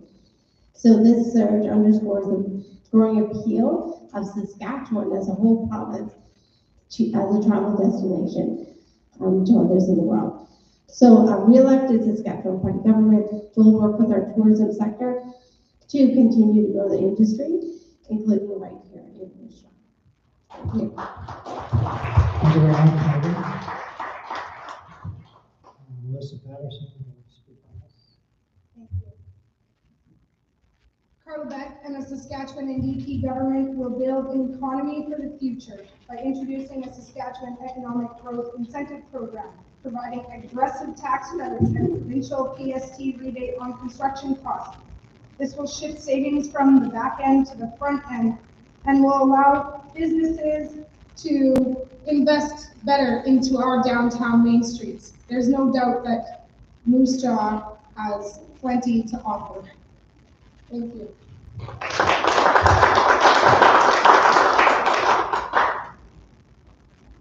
Thank you, Melissa. We have one more question left, and then we'll have your closing remarks. I don't mind picking this one out, dear to my heart, Moose Jaw, born and raised here, and everybody in this building. Just loves Moose Jaw. We want to see it prosper. We want to see it grow. I think most of us do. We want to see it's getting busier now. So the one question is how are you going to make us happy, and how are you going to make Moose Jaw better? And Melissa Patterson gets to start.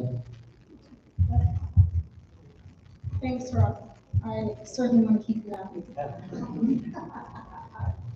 Folks, we're going to put more money in your pocket. We're going to fix our downtown streets. We're going to reduce our crime rate. We're going to make sure people have what they need to live happy, full, healthy lives right here in Moose Jaw and straight across the province.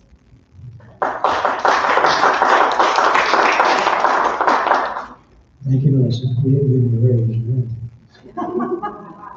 So Tim, you can speak on it, please. Thanks. So I think the first thing is you have to listen to people in Saskatchewan to know what makes them happy. Listen to people of Moose Jaw to know what it is that they need to make them happy.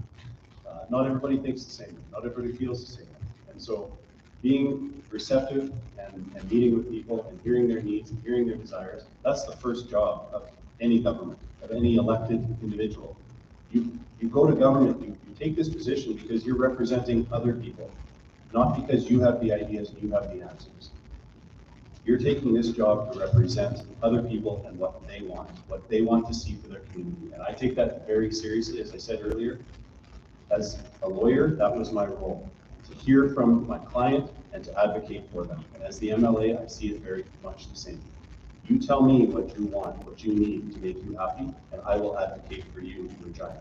That is my role if I'm given the honor to serve in this position. Thank you,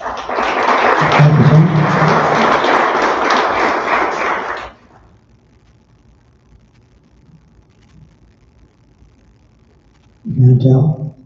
I've heard it. Oh, yes, sorry. Well, I was trying to figure out if I was going to Chantel. Anyway, so Chantel will speak on this. Tim, I think you gave a great answer, and I agree with you. Our public officials are elected by us, the citizenry, and we are responsible as elected officials to work for and with the people who elected us. And as an example, over my time at the food bank, I have assisted more than 500 people in ways that made sense to them. The role of elected officials is not to tell you how you need to be supported, but is to listen through client-guided care. That is what I will offer if I have the honor of being Moose Jaw North's MLA. My door will always be open. I respond to emails, I respond to calls. What you need is what I will deliver. And it starts with listening and offering the respect and the dignity of affording you my time whenever you need it. Thank you.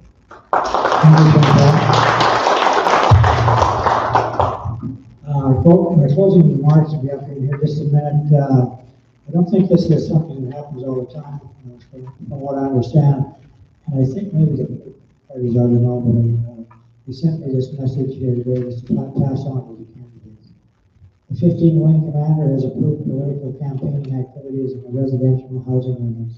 This includes in-person and door-to-door distribution of flyers. This does not include access to the operational side of the base or the installation of signage.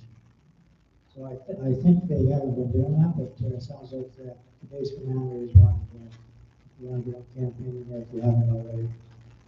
So the closing remarks will be 2 minutes and review.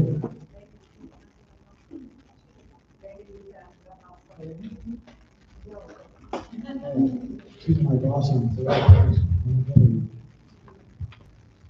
Okay, so what I would do to keep you happy and to make Moose Jaw a better place to live. Well, I think that I would work with all of the different stakeholders and all of the different levels of government, because that's one of the things that I do best, is working with different groups of people, finding common ground and achieving joint objectives. So sometimes I think, we have a different people are doing different things that other groups don't know about. And I mean, we can all work better together. And I would love to be the one to facilitate that increased collaboration. Thank you.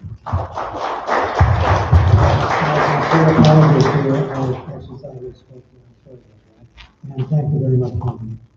So closing remarks and 2 minute closing remarks will be done in reverse order. So Megan Patterson will go first, Melissa Patterson second, Kim McLeod third, and Chantal Fisher fourth.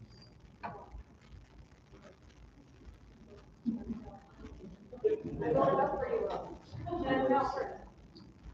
I got fourth, Chantal. I know, but she picked number 4, so we were Well, why wasn't I there when you picked me? So anyway, let's go back, we'll go backwards.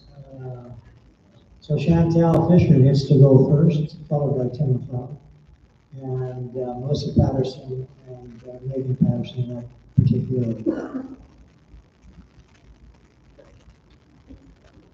Friends, thank you again so much for being with us tonight. Thank you again to Rob and the Chamber for your support in hosting this. My name is Chantal Fisher, and I am running to be your Saskatchewan New Democrat MLA for Moose Jaw North. Folks in Moose Jaw are telling me that it's time for change. And on October 28th, we have the chance to vote for the change we all deserve. Things haven't always been this way in Moose Jaw. Let's come together and elect a government that works for you. I have spent 3 years working tirelessly in my community, not because I had to, but because I love it. This is a beautiful, beautiful city, and every day that I wake up and go to work, I am blessed to be here. I am blessed to meet the folks that live here, and I am blessed to provide support. I have gone above and beyond every day for 3 years as your client resource manager for the Moose Jaw District Food Bank. I have gone above and beyond every day for months campaigning as a candidate for the Saskatchewan New Democrats. And if I have the honor of sitting in the seat for Moose Jaw North, I will continue to go above and beyond every single day because that is what you deserve. Thank you.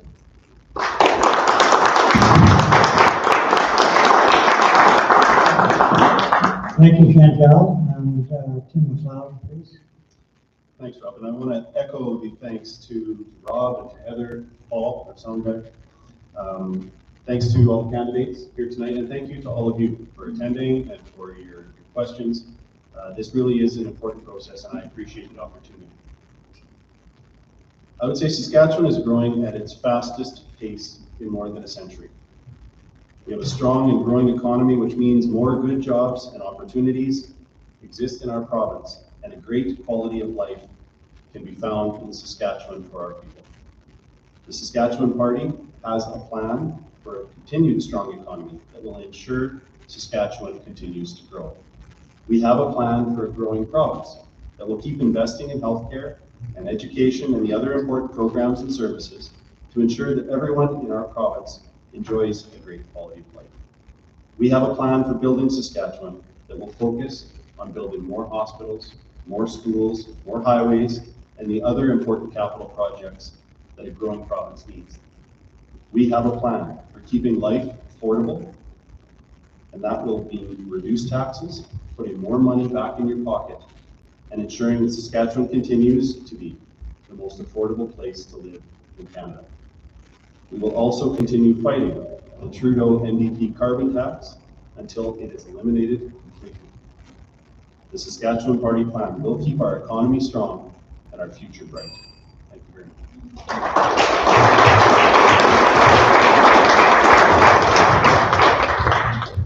Thank you, Tim. Melissa Patterson. Thank you. I'll join along with Tim, Chantal, and Megan in thanking all of you for your time here tonight, to the Chamber for organizing this great event. It's always nice to have all of the candidates in one room for discussion. Folks, quite simply, it's time to get Saskatchewan out of last place. And in this election, we can do exactly that. Our Sask NDP team, led by Carla Beck, is ready to get to work, and we will be focused on what matters to you. Fixing healthcare, lowering costs for you and your family starting on day one, investing in our kids' futures, respecting teachers, building safer communities, and revitalizing downtowns straight across this province. I'm Melissa Patterson, your Sask NDP candidate for Moose Jaw Waccamaw, and I'm humbly asking for your support once again to deliver the change that we so desperately need right across this province. Thank you.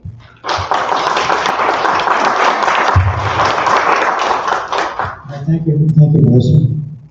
Megan Patterson. Okay, I just want to thank everyone for coming tonight and for your patience. Saskatchewan is growing at the fastest rate that it has in more than a century. A strong and growing economy means more good jobs and opportunities for people in our province, and a great quality of life for Saskatchewan people. We have a plan for a strong economy that will ensure Saskatchewan continues to grow. We have a plan for growing a province that keeps investing in healthcare, in education, and other important programs to ensure everyone in our province enjoys a great quality of life. We know that there's more work to do, but You can't do it unless you generate the tax revenue that you need through a strong economy to invest in public services. We have a plan to keep life affordable that will reduce taxes for everyone through income tax reductions, put more money back in your pocket, and ensure Saskatchewan continues to be the most affordable place to live in Canada. We are going to keep fighting the NDP Trudeau carbon tax to ensure that it's eliminated completely. The Saskatchewan Party plan will keep our economy strong and our future bright. Today is the day for you to think about which province or which party is more equipped to keep our economy strong and our future bright.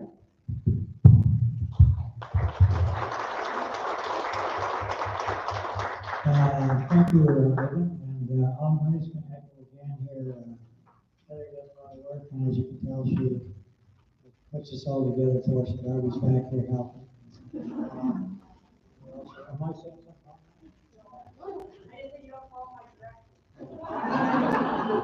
I think they figured that out already.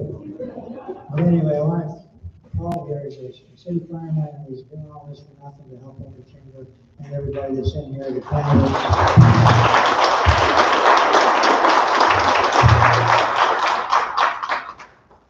I'd like to, when we started with this thing here, tracking everybody down to the MVP office, the SAS Party office, and the Green Party. Everybody was this great. We wanted to make something happen here, and absolutely awesome to work with, and very, very, very, very, very easy to work with as well. So one thing about it is I always keep thinking about we can change our future, by thinking about what these people are saying, what party you want to go after or vote for. Make sure, and it's more, this is more about telling get people out there to vote, and vote again, and then vote again the next 3 years or whatever. But we do need to get some people out there voting. So I'm glad what they've done here is I think we can vote online. Mail-in, sorry? I requested mail-in, sorry. Anyway, I'm gonna go and vote, so I don't need to look at that. But anyway, I think there's some options that are available. So the more people that vote, the more we change our history. So let's just have it's a great day on the 28th. So thank you to the candidates, Chantel, Tim, Megan, Melissa.